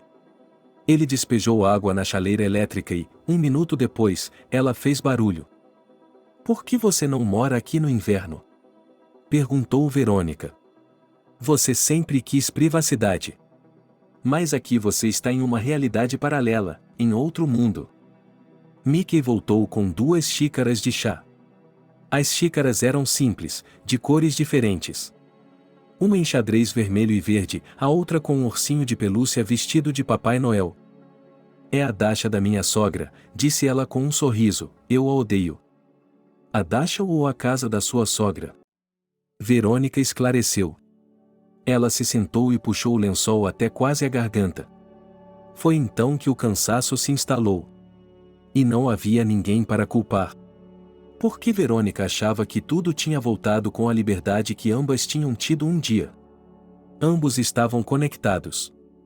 Ela estava apenas saciando a sede que a invadira tão repentinamente e não era para chá. "Então agora espere, bobinha, e fale em um tom neutro para que eu nem suspeite do quanto você está magoada. Conte-me sobre sua família", pediu Verônica, recostando-se nos travesseiros. Ela jogou a cabeça para trás, olhando para o teto. Talvez isso impedisse que as lágrimas escorressem, mas elas rolariam pelas têmporas, quase imperceptivelmente, de qualquer forma. "Quem é sua esposa, sua sogra? E a filha?" "Todas as mulheres." "Você ama sua esposa?" "Ela está doente. Não posso deixá-la." Ele tentou, mais de uma vez, ir embora, voltar a viver sozinho. Ele se apaixonou por uma garota bonita, esperava um paraíso para 2, para Adão e Eva, mas era uma armadilha. Eva era como a própria serpente. Sua sogra estava atrás dela, e as duas empurraram Mickey para o trabalho. Arar e vencer. Lavrar, lavrar, lavrar. Quando Mickey tentou recorrer a outras mulheres, esperando secretamente que elas fossem mais fortes do que Eva e o ajudassem a se libertar, a esposa e a sogra recorreram à avó e leram encantamentos com ela. Recentemente, a esposa foi diagnosticada com câncer. Ela disse a Mickey, é por causa de sua bebida.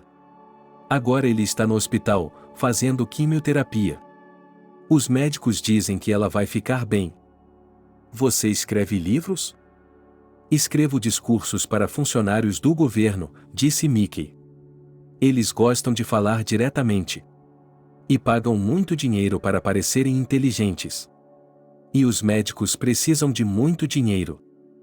Eles ficaram quietos por um tempo. Você vai trazer sua esposa para a cabana na primavera? Disse Verônica. Sim, concordou Mickey, ela precisa de ar fresco. A sogra dela fará geleia de maçã. E a filha vai ficar entediada e pedir para voltar para a cidade. Ele viu toda a sua vida pela frente. Ele sabia que não mudaria. E não tentou mudar nada. Suas asas foram cortadas. Não por causa da conspiração, mas por causa da culpa. Verônica ficou atrás do grupo e pegou as passagens de trem, ligou para casa e, estranhamente, o telefone foi atendido por seu filho, tão ausente ultimamente que só voltava para casa à noite, e nem sempre. Verônica informou brevemente que voltaria um dia depois e apertou o off para evitar ser questionada. Embora fosse improvável que John fizesse alguma pergunta, ele tinha pouco interesse na vida de sua mãe. Verônica ficou com a prateleira de baixo, em um compartimento. Os vizinhos acabaram sendo agradáveis. Uma estudante que voltava para casa nas férias. Ela disse, e não posso comer no caminho, fico tonta. Só como frutas. E durante todo o trajeto, o compartimento cheirava a tangerinas de ano novo, que Aurora estava carregando. E havia 2 homens jovens instruídos viajando a negócios. Eles poderiam ter formado uma companhia amigável, bebendo conhaque ou champanhe e conversando. Mas Verônica passou a viagem inteira de frente para a parede. Ela entendeu que esse comportamento interferia com os vizinhos, que seria necessário sentar-se, mover-se para que os homens pudessem comer à mesa. Mas ela não conseguia. No início, os companheiros ficaram quietos, achando que a mulher estava dormindo. Depois se acostumaram e pararam de notá-la. Como um tronco. Ninguém conheceu Verônica. Ela recusou um táxi na estação e foi a pé, embora fosse longe. Arrastou sua mala de rodinhas atrás de si e sentiu o quanto não queria ir para casa. Pela primeira vez em sua vida. E também se deu conta de que não iria mais morar com Billy. Antes, ela havia procurado opções, compromissos. Ela poderia ir para qualquer lado. Agora ela percebeu que não podia. É muito doloroso. Ele percebeu que antes era como viver no corpo de outra pessoa e tentar se encaixar. E agora acabou. Acabou. John abriu a porta de sua mãe. Verônica ficou novamente surpresa por não haver ninguém em casa àquela hora. Billy devia estar no trabalho, John na escola. Mas a porta estava trancada. E havia muitas pessoas na casa. Seu filho e uma garota desconhecida, alta, de cabelos ruivos e olhos arregalados, que também tinha saído para o corredor para encontrar Verônica. E com ela, um menino de cerca de 5 anos, muito parecido com a menina. O mesmo cabelo cor de cenoura.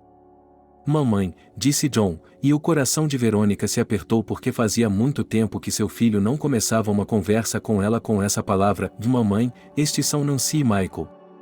Nancy e eu nos casamos. Ontem. Ela engoliu nervosamente. Você estava com pressa antes de eu chegar aqui? Perguntou Verônica. O rosto dela estava transtornado. Tinha se tornado uma máscara. Verônica foi até a cozinha e abriu a geladeira. As prateleiras estavam quase vazias. Eles comeram sem mim? Perguntou ela. Se o casamento era algo que podia ser feito no meio para eles, por que deveria ser diferente para ela? Ela se perguntou sobre as compras. Se ela deveria ou não ir à loja por eles. À noite, houve um conselho de família. A princípio, Nancy não compareceu, pois tinha que colocar o filho na cama. O restante da família se sentou ao redor da mesa na cozinha. Ninguém mais se sentia parte do todo, todos estavam sozinhos. A família havia se desintegrado. Você não voltou para casa porque estava com ela, com Nancy? Verônica perguntou ao filho, sem mais nem menos. Mamãe, por que está surpresa? Hoje em dia, o namoro começa onde costumava terminar. E assinamos nossos nomes para que ninguém ditasse depois. Se deveríamos ficar juntos, separados, casar ou não casar. Decidimos e nos casamos. Billy olhou para as mãos, sei que Nancy morava com os pais, mas agora está morando com você. Ele já sabia que Verônica havia dito ao marido que o deixaria. Se ela tivesse alguma ideia de como seguir em frente, teria que se decidir rapidamente. O chão estava sob seus pés. Não vou dividir o apartamento, disse Billy, vou comprar algo, um quarto, uma casinha. Venderei as ações. Ele recebeu uma herança de seu pai, que havia trabalhado no norte durante toda a vida. Antes, Billy sonhava em viajar, queria conhecer o mundo. Agora ele investiria em uma casa. E você é mãe? Perguntou John. Para ele, o fato de seus pais serem divorciados era secundário. O que importava era como todos eles seriam alojados agora.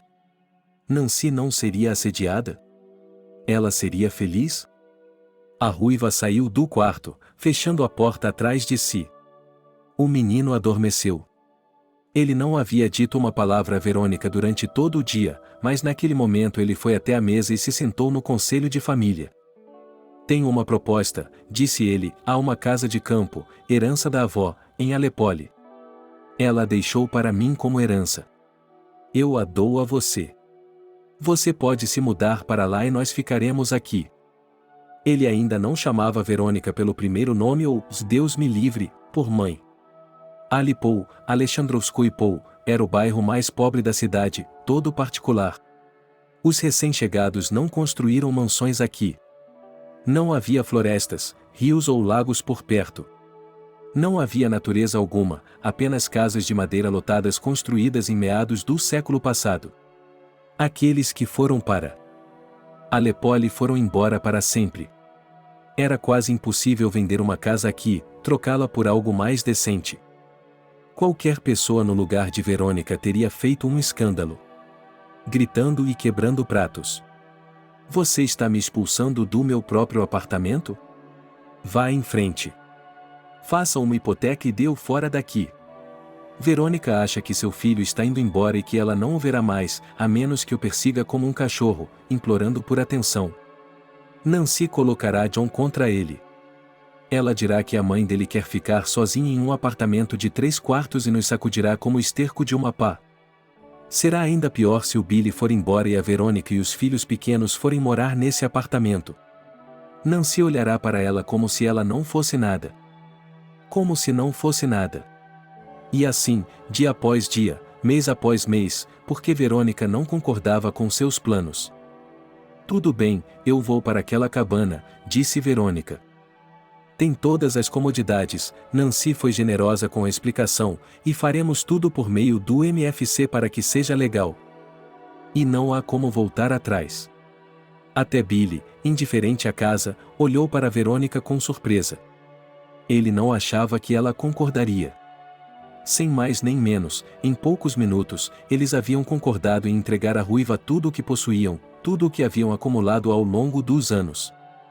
Vou me deitar. Verônica se levantou. Sua garganta estava seca, mas ela não queria fazer uma festa do chá na frente deles, então se serviu de um copo de água, branca e leitosa por causa do cloro, e o engoliu. O MFC abre amanhã às 9, disse Nancy atrás dela. A voz da ruiva era quase benevolente. Talvez ela não achasse que venceria tão facilmente. Verônica entrou no dormitório sem ligar o auror, fez a cama e se deitou. Ela se enrolou no cobertor como se fosse um casulo. Logo Billy viria e se deitaria ao lado dela, pois não tinha para onde ir. E eles adormeceriam, cada um virando para o seu lado. Tudo foi feito com uma rapidez surpreendente, como se a decisão final não tivesse sido tomada por eles, mas por alguém mais alto. A papelada era feita em um instante. Eles sempre tinham que implorar, esclarecer, correr 10 vezes para conseguir cada pedaço de papel, e aqui. Billy comprou um quarto de 13 metros. A casa era um antigo dormitório. O quarto em si estava bem consertado e tinha uma ótima vista da cidade abaixo. Mas o resto não passava de um banheiro, um chuveiro, uma cozinha, como um quarto sujo e degradado dos anos 90. Billy também havia aceitado quase a primeira opção que lhe foi oferecida. Cada um dos cônjuges estava ansioso para fugir, ansioso para ficar sozinho, não importava onde. Verônica levou seu laptop e sua mochila. John e Nancy não ajudaram na mudança. O filho precisava ir para a escola, Nancy para o hospital. Ela trabalhava como enfermeira em um departamento de cirurgia plástica. O mais caro. Nancy explicou as instruções e lhe deu um molho de chaves. Esta é para casa, esta é para casa de banho, acho que é para a garagem, a cozinha de verão, você vai descobrir. Verônica entrou no duplo e foi para o terminal. Ela sabia que o ônibus passava pelo templo, mas como se fosse a primeira vez que notava as cúpulas douradas, atravessou, mal marcando seus movimentos, sem ser notada pelos outros. Uma nova vida estava começando. No início, a duplo estava lotada, mas depois restaram 2 avós na sala. Elas olharam abertamente para Verônica. Depois de muitos anos viajando para a cidade, as avós já conheciam todos que viajavam com elas. Essa mulher era nova. O ônibus lentamente fez um círculo e parou. Ali estava o centro da vida local. Tudo ao redor era pequeno, como um brinquedo. Uma pequena mercearia, a placa dizia O Bueno. Havia até uma barbearia. Verônica imaginou que as mesmas mulheres idosas que vinham com ela vinham aqui a vida toda para fazer o cabelo. E agora o barbeiro havia envelhecido com elas e estava cortando o cabelo das clientes quase às cegas, sentindo suas cabeças. Ela não conseguia tirar essa imagem absurda da cabeça. Verônica vagou por um longo tempo, carregando um pedaço de papel na mão com o endereço 14 Victory Street. Todos que passavam por ela no caminho a examinavam. O que ela está procurando? Finalmente, uma senhora idosa chamou: conheço tudo aqui, já trabalhei aqui como carteiro. Verônica se sentiu constrangida e, em vez de dar o endereço, por algum motivo descreveu a foto que Nancy lhe mostrará no celular. Estou procurando uma casa como esta. É marrom com persianas azuis. Há muitas delas por aqui, disse a mulher, persianas azuis em todos os lugares. E as tábuas, sabe, são marrons. Finalmente, disseram a Verônica onde ficava a Victoria Street. Por alguma razão, mesmo aqui, nem todo mundo a conhecia. Não era nem mesmo uma rua, era um beco. Havia uma casa rica, de tijolos, de 2 andares. E, ao lado dela, o barraco deles. Uma cerca inclinada, paredes de madeira, outrora pintadas de chocolate, sorveiras sob a janela, os pássaros ainda não tinham tido tempo de bicar todas as bagas, e os cachos vermelhos apareciam sob as fofas capas de neve. Verônica caminhou para casa, caindo na neve como Mickey havia feito antes. Só que aqui não havia sogra, nem esposa. Ela, Verônica, praticamente não era mais a esposa de ninguém. Nancy havia lhe dito: vá a uma caldeira a gás. Mas seu filho não parou. Vá onde você vai, mãe? Para a casa particular de um mendigo. Espere pelo menos até a primavera, quando estiver quente. Você não sabe como aquecer esta caldeira. Vamos lá, pelo menos eu vou com você, vou lhe ensinar. Eu não podia nem esperar pelos outros. Mickey está na loja, tratando sua esposa e não tentando mais ficar longe dela. Billy está sentado sob o teto do quarto, jogando paciência sem fim. Tudo o que ele precisa é de internet e eletricidade. Ele tinha eletricidade em sua cabana. Antes disso, Verônica mexeu na fechadura por um longo tempo, tentando encontrar a chave. Ela parecia encaixar, mas não girava, e seus dedos já estavam congelados. Não havia uma única pessoa na Victoria Street, ninguém a quem pedir ajuda. Finalmente, ele conseguiu abrir a fechadura, puxando-a da dobradiça de ferro. Uma pequena varanda ou um palheiro. O piso é um pouco inclinado. E há uma pilha de coisas que os proprietários acharam que não precisavam. Um aparador antigo, não uma antiguidade, apenas um aparador soviético com vidro manchado. Uma cadeira vienense quebrada, tapetes dobrados, algumas bacias, trapos. A cozinha estava na penumbra, a única janela dava para uma cerca alta de tábuas. As paredes, pintadas de verde, a geladeira entreaberta, mofada por dentro, um fogão de 2 bocas.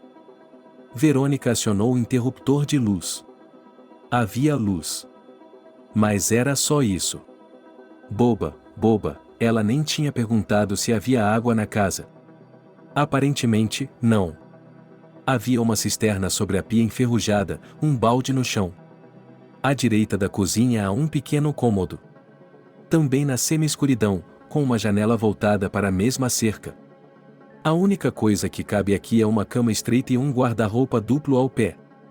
E como estava frio em toda parte.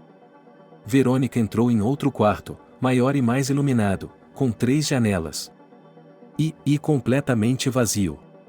Apenas um espelho oval na parede a saudou quando ela entrou. E provavelmente havia ícones pendurados naquele canto. Ninguém havia morado aqui por muito tempo, o papel de parede havia passado tanto pelo frio do inverno quanto pelo calor do verão, havia descascado da parede, borbulhado em alguns lugares, manchado em outros, escurecido perto do chão. Mas esses quadrados claros. Os ícones foram retirados, talvez vendidos. Ou foram dados aos amigos da velha falecida, aqueles que ainda estavam vivos, para rezar por sua alma. No chão, os livros estavam empilhados ao acaso. Pareciam ter sido arrastados para um canto como se fossem lixo. Eram livros didáticos antigos, quem estava estudando com eles? Enquanto se endireitava, Verônica olhou novamente para o espelho e pensou ter visto algo tremeluzir nele. Ela se levantou com um sobressalto e olhou para. Durante a meia hora seguinte, ela andou de um lado para o outro na cabana, com neve até os joelhos, inspecionando seus pertences. A porta de madeira do banheiro externo não fechava, a neve teve que ser removida com uma pá. A garagem tem rachaduras em toda a parede, como um zigue-zague de raios. Os terríveis celeiros adjacentes estão completamente destruídos, o teto de um deles está caindo. Está escuro lá dentro e tudo está empilhado com vigas e tábuas. E no outro, no lado oposto da casa, havia um anexo, e havia uma nova fechadura na porta. É claro que havia uma caldeira a gás no interior. Era preciso consertá-la, pedir a alguém para acendê-la, chamar um mestre. Mas a noite estava chegando e Verônica sabia que ninguém faria isso hoje. Como ela iria passar a noite?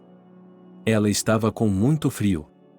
Mas, novamente, dirigiu-se à estação de ônibus. O duplo o estava esperando por passageiros. A maior tentação era entrar no ônibus e ir para casa. Tomar um banho, deitar-se em uma cama quente. Mas Verônica sabia que, em geral, aquela não era mais sua casa, e ninguém a esperava lá. Seu filho não se importaria, mas como Nancy ficaria chateada se Verônica voltasse. Na loja de ferragens, Verônica comprou um aquecedor, na mercearia, chá, açúcar, uma garrafa de 5 litros de água, pão e salsichas. Agora, pelo menos, ela poderia passar a noite. Se ela fechasse a porta do pequeno cômodo, provavelmente conseguiria se aquecer. Depois disso, ele jamais esqueceria sua impotência e as lágrimas que lhe vieram aos olhos naquela noite. Como ela havia lavado o prato e a faca no balde, cortado os sanduíches, feito chá em uma jarra de meio litro. Como ela adormeceu, arrastando-se para a cama com o casaco e tentando aquecer o travesseiro frio e úmido com a bochecha. Ela acordava com frequência durante a noite, provavelmente a cada hora. E ele ouviu um cachorro uivando em algum lugar próximo. Não podia ser um lobo, e embora não fosse muito longe da floresta, mas ainda havia ruas, casas, pessoas. O cachorro uivava de forma tão ensurdecedora e desesperada que parecia que nada poderia tirar a saudade. Pela manhã, Verônica percebeu que a geada havia chegado. O pequeno aquecedor agora era completamente inútil. Ele não conseguia aquecer o quarto a uma temperatura suportável. Verônica estava morrendo de frio. Seus dedos gelados cometeram o erro de pressionar os botões do telefone. Ela ligou para o pessoal do gás, que lhe disse para esperar que eles viessem verificar e ligar a caldeira. Verônica queria muito ir ao menos à loja, pois não havia nada para comer e a loja era quente. Mas ela tinha medo de que, se não pegassem a proprietária, eles dariam meia volta e iriam embora. E ela não sobreviveria à segunda noite no frio. Verônica saiu para a varanda. Suas bochechas ficaram imediatamente cobertas de gelo e seus cílios ficaram gelados. Verônica decidiu limpar a neve do caminho para o banheiro externo, onde ficava a fornalha. Ela deu a volta na casa e ficou atônita. Havia um animal sentado na propriedade do vizinho. Um enorme cachorro branco, como ela nunca tinha visto antes. Nem parecia um cachorro, mas sim um leão. Não havia cerca entre ela e o cachorro. A cerca era apenas uma grade, que a fera poderia pular ou derrubar se a atacasse com o peito. Então Verônica notou que o cão estava preso por uma corrente. A corrente era grossa, de ferro, mas era curta, então ele não podia correr, não podia esticar as pernas. E a caixa não era um abrigo, mas um cercado, com 3 paredes e um teto. É por isso que você estava uivando, disse Verônica calmamente, estava muito frio e você não tinha onde se esconder. Um homem não a teria ouvido. Mas o cão abanou as orelhas, mostrando que tinha ouvido cada palavra. E ele continuou olhando para Verônica. E não havia em seus olhos a raiva feroz de um cão que passou todo o seu século acorrentado e já estava ficando louco. Verônica leu no olhar dele, fixo nela, a sabedoria e a vontade de se manter firme até que nada pudesse mudar. Perto do cão, Verônica agora se lembrava da raça de Alabai e lá havia uma tigela. Rasa, vazia. Provavelmente era usada para a comida. Não havia uma segunda tigela para a água. Como você bebe? Ela perguntou ao animal em voz mais alta. Ou você só come neve? Espere, eu já volto. Ele trouxe alguns restos de salsicha e pão. Era assustador chegar perto do cachorro. Verônica jogou a comida, ela nunca tinha sido uma boa atiradora, mas agora o cachorro pegava a comida no ar e a engolia sem mastigar. E Verônica não tinha água. Não tinha água de jeito nenhum. Ela podia sentar-se ao lado do bebê e mastigar neve. Quando eles vieram conectar a caldeira em seus meninos realmente jovens, ela pagou a mais e pediu: "Eu entendo, não é seu departamento. Mas talvez vocês possam me dizer como conseguir água aqui. De onde tirá-la?" Ela percebeu que agora, com frio, cansada depois de uma noite sem dormir, sem maquiagem, ela parecia para eles apenas uma tia velha insinuante. Um dos rapazes, o que estava embolsando o dinheiro, respondeu com condescendência: "Há um cano de água no final da rua, caseiro. Se funcionar, você pode pegar um balde de lá. E eu achei que tinha visto um poço em sua casa. Ali, a tampa é plana. Verifique-a também." A água do poço escorria em um pequeno filete. Verônica levou muito tempo para encher o balde. Mas agora que a casa estava aquecida, ela achou que poderia se virar com o resto. Ela colocou as coisas no armário. Mudou a mesa da cozinha para a sala grande e iluminada. Esse seria seu local de trabalho. Verônica já havia deixado a redação há muito tempo, tendo encontrado um cliente para quem escrevia histórias. O cliente lhe enviava as histórias e Verônica as enchia de carne e osso, tentando dar vida a elas. Ela as chamava de histórias de índios. Coincidências sem precedentes, gêmeos, vilões, machos e beldades. O mal era invariavelmente punido no final, e todos os imerecidamente humilhados e insultados ou ganhavam riqueza, felicidade e amor até o túmulo. Para ela, era uma renda que lhe permitia se alimentar. Depois do almoço, Verônica fez uma pausa. Ela olhou para a casa que havia recebido com outros olhos. Ela viveria aqui, talvez envelhecesse ao lado dessa casa. Verônica sentiu a paz de estar sozinha. Não pensou em seu filho, nem em seu ex-marido, nem em Mickey. Cada um deles havia escolhido seu próprio caminho, e seus nervos em frangalhos precisavam ser tranquilizados. Verônica aqueceu água e a despejou, morna, em uma panela. Hoje, quando foi à loja, comprou comida não só para ela, mas também para seu cachorro. Como nunca tinha tido um cachorro antes, ela não sabia o que comprar. Então, aleatoriamente, colocou um saco de chape em sua cesta. O animal estava em seu lugar. Na neve, enrolado, com as patas enfiadas embaixo do corpo. Uma panela de água estava fervendo. "Quer comer?" Verônica perguntou ao cão. Ela se aproximou e o cão se levantou. O que havia nesse movimento de sua vontade de comer? Ou uma ameaça, uma mensagem para o hóspede não convidado não cruzar a linha? Verônica colocou o pote na neve e procurou com os olhos. Depois, quebrou um galho murcho de uma macieira e o usou para empurrar água para o cachorro. Como ela estava com sede! Ele se esqueceu de tudo e engoliu avidamente e lambeu o pote agora vazio. Ele cheirou a bolsa quebrada de chape e foi embora. Quando começou a escurecer, Verônica ainda estava trabalhando. O silêncio a acalmava, e agora ela percebeu que precisava ficar sozinha por um longo tempo. Ela se levantou para colocar água na pequena chaleira elétrica que havia comprado hoje. Ela se olhou no espelho e estremeceu. Ele refletia o mesmo cômodo em que ela estava agora. A mesma escuridão, com a única luz vinda da cozinha. Mas no cômodo além do espelho havia coisas que não estavam lá. Verônica podia ver a borda da mesa e a toalha de mesa de brocado pendurada nela. E um sofá contra a parede oposta. E no sofá estava sentado um homem. Ela não conseguia distinguir os traços de seu rosto. Mas podia ver que ele ainda não era velho, era moreno e estava olhando para ela. Verônica lembrou-se da leitura da sorte que sua avó lhe havia contado. É assustador, ela disse a si mesma. Antes da adivinhação, você tem que tirar todos os ícones da casa. Depois, acender velas, colocar 2 espelhos de frente um para o outro, sentar-se em frente a eles e esperar. E talvez, algum tempo depois, no corredor de espelhos, você verá um homem vindo em sua direção. Essa será sua alma gêmea.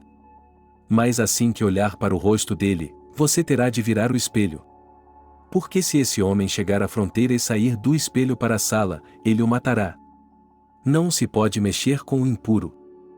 E agora o primeiro pensamento de Verônica foi virar o espelho, Mas o homem no espelho se levantou e saiu. Pela porta que, no mundo de Verônica, dava para a cozinha.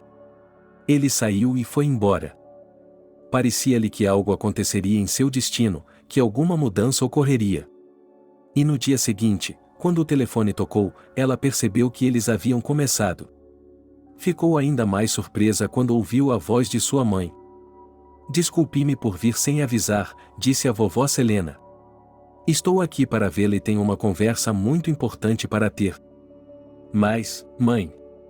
Verônica exclamou, eu não estou em casa agora.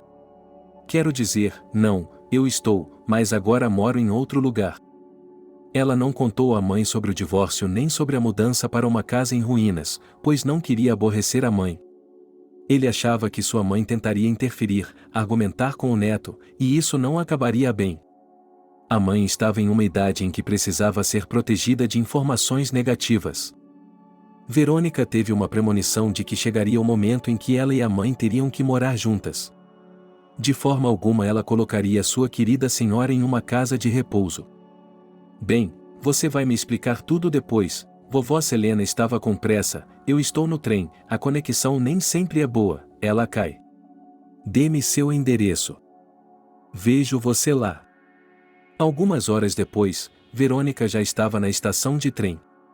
Ela não podia esperar pelo trem, passeou calmamente pela plataforma e, quando o trem finalmente chegou, ela abraçou sua mãe com força. Senti muito a sua falta.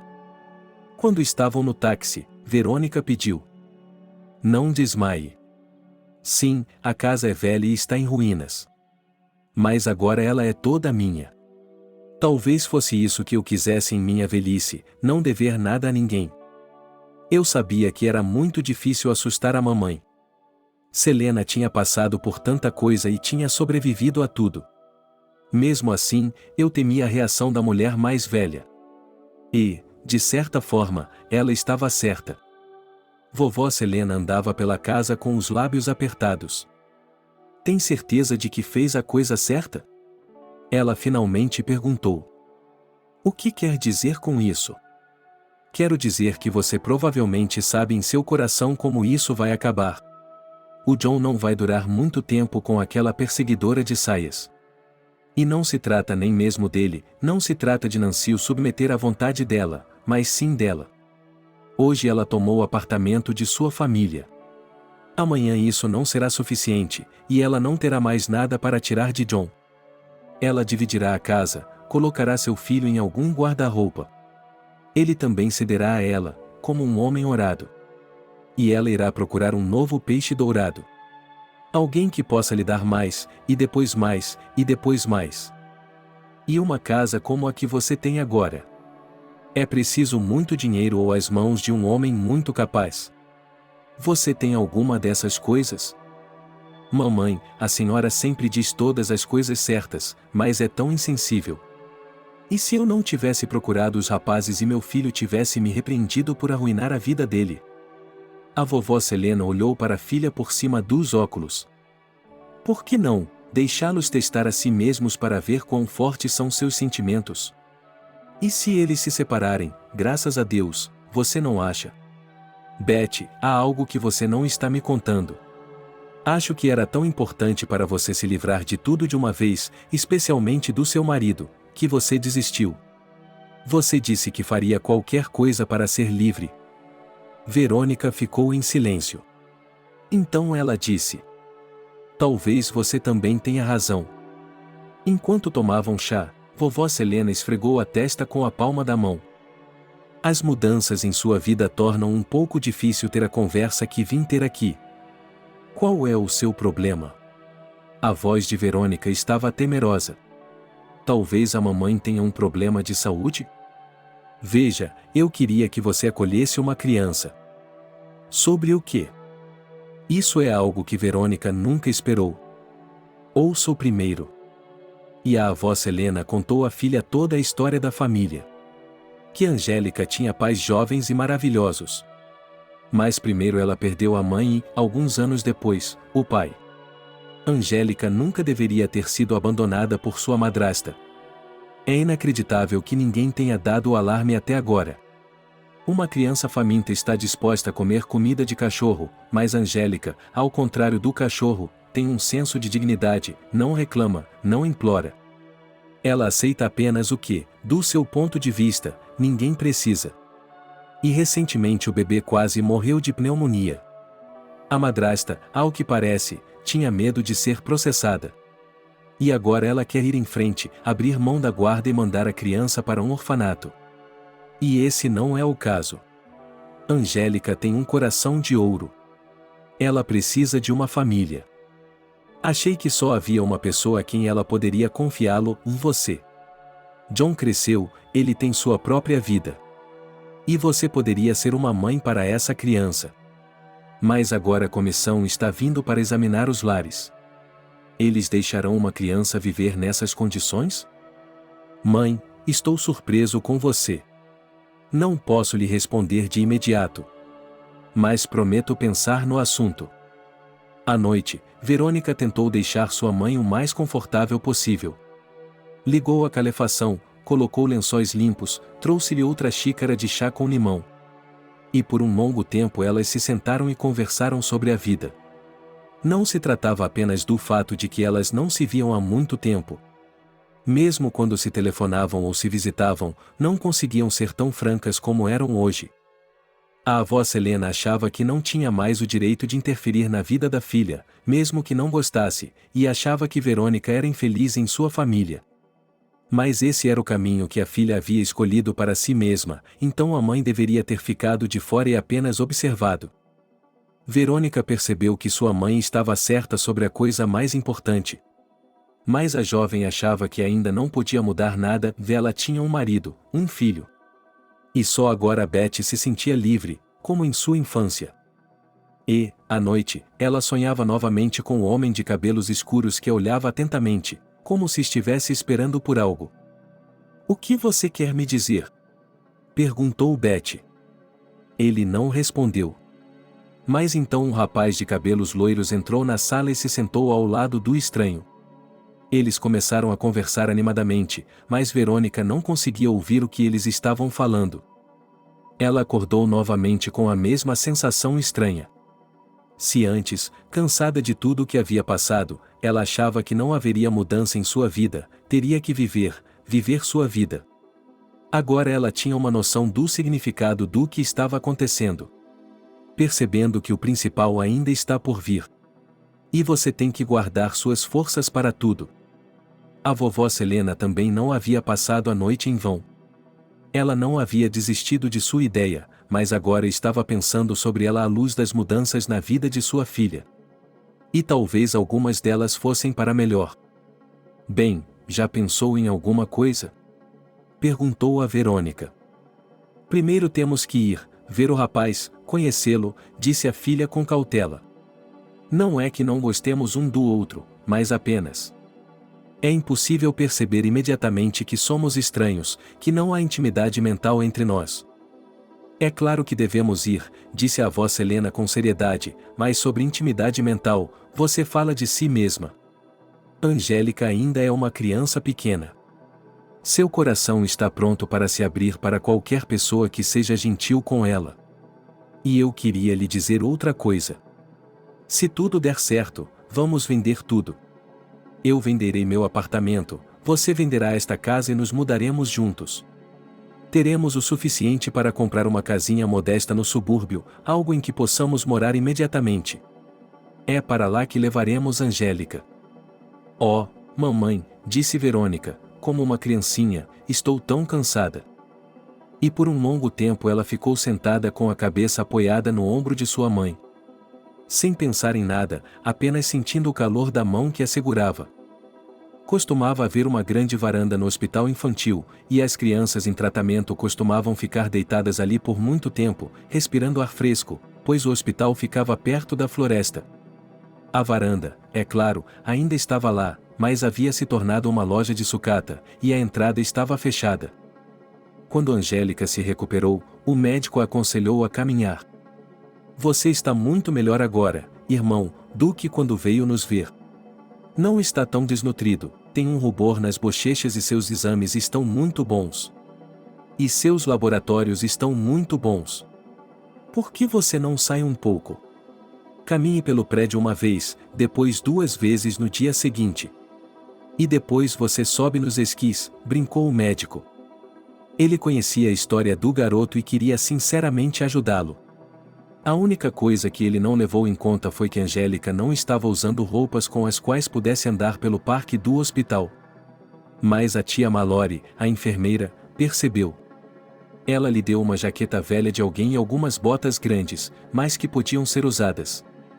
Agora vou comprar outro chapéu, disse ela, vestindo Angélica, look. É, claro, rosa, feminino, mas quem está olhando para você? Quando Angélica abriu a pesada porta do hospital, o ar frio parecia intoxicante. O garoto até balançou algumas vezes e se agarrou ao batente da porta. Logo após o prédio do hospital, começava a floresta, e os pinheiros em sua decoração branca eram fabulosamente belos.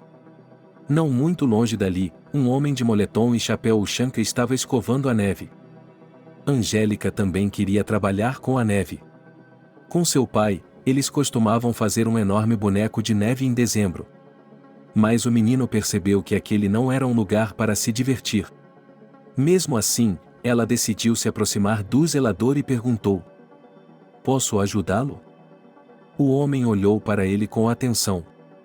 Ele tinha cabelos escuros, mas Angélica achou que ele lembrava seu pai. "Tenho certeza de que você não consegue segurar uma pá", disse o homem, "você é muito pequena e magra. Você tem permissão para sair ou fugiu?" "O médico me disse", Angélica respondeu seriamente, "não se preocupe, eu vou conseguir." "O que você acha, irmão?" "Bem, pegue a pá de lixo." E Angélica, entusiasmada, começou a limpar a neve com uma pá de ferro. "Você trabalha aqui como zeladora?" perguntou ela a seu novo conhecido quando ambos pararam. "Sim", disse o homem com uma entonação estranha em sua voz, "não tenho para onde ir." "Não me lembro de nada, meu irmão." "O que você quer dizer com isso?" "Eu gostaria de saber." "Os médicos locais me disseram que a ambulância me trouxe até aqui. Eles me encontraram na rua nas primeiras horas da manhã com uma lesão cerebral. O investigador veio e me interrogou. Mas não há esperança de que eles descubram quem fez isso. Eu mesmo não me lembro de nada. Provavelmente bati na cabeça dele, roubei-o e fugi." "Então, o que você vai fazer?" O homem falou com Angélica como um adulto, e a criança gostou muito dele. "Os médicos me explicaram. Há um longo trabalho pela frente, irmão. Eles vão restaurar meus documentos, e se eu não me lembrar de nada, vão me colocar em um internato." "Isso é como um orfanato?" "Bem, sim", sorriu o homem, "mas lá não há crianças, apenas adultos. Então, talvez eu aprenda a fazer negócios e me recupere." "Por que está falando de órfãos? Você não é um deles, é?" "A tia Lucy me expulsou de qualquer maneira, ela e Kate não precisam de mim. Não tenho mais para onde ir." "Conte-me, mano, sobre ti." A história de Angélica causou uma grande impressão em seu novo conhecido. "Espere, não se preocupe. Quando eu recuperar minha memória, vou tirá-lo deste orfanato." "Qual é o seu nome?" perguntou Angélica.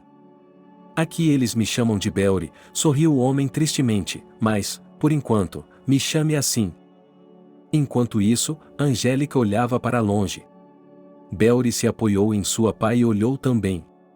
2 mulheres estavam caminhando lentamente pelo beco do hospital. Uma mais velha e outra mais jovem. "Vovó Selene", sussurrou Angélica. E ela correu em direção a ela, estendendo a mão para abrir o zíper do casaco do governo que ela usava sobre o peito. No último momento, ela tentou diminuir a velocidade, consciente de que poderia derrubar a idosa. Mas não conseguiu, por sorte a segunda mulher apoiou a vovó Selena sob seu cotovelo. "Para onde está correndo?" A avó fechou apressadamente o zíper das roupas do menino. "Vai estourar, e você ainda não se recuperou." "Betty, esta é minha Angélica." O garoto olhou para a companheira da avó de Selena e viu que a mulher era parecida com ela, só que mais jovem.